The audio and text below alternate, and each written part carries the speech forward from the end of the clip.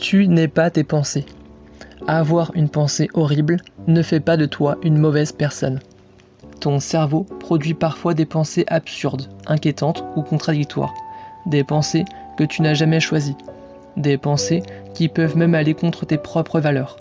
Et le plus troublant, c'est quand tu commences à croire que cette pensée parle de toi. Pourquoi j'ai pensé ça?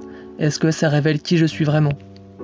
Mais une pensée n'est pas une intention. Une pensée n'est pas une vérité.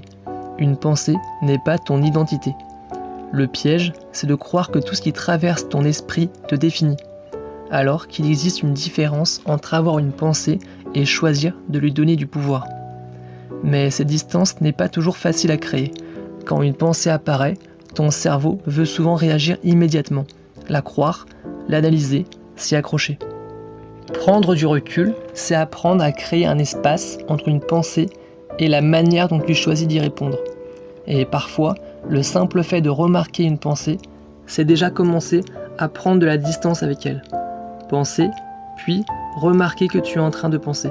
En psychologie, ça s'appelle la métacognition, la capacité à observer ses propres pensées sans les confondre avec soi-même. Ton cerveau produira toujours des pensées. Le but n'est pas de faire taire cette voix intérieure. Le but est de changer la relation que tu entretiens avec elle. Ne plus la subir, mais apprendre à observer sans être obligé de la suivre. Tu n'es pas seulement celui qui pense, tu es aussi celui qui observe ses pensées. Tu peux écouter ta voix intérieure sans être obligé de lui obéir. Parce que le problème n'est pas d'avoir une voix intérieure, le problème est de croire tout ce qu'elle te raconte.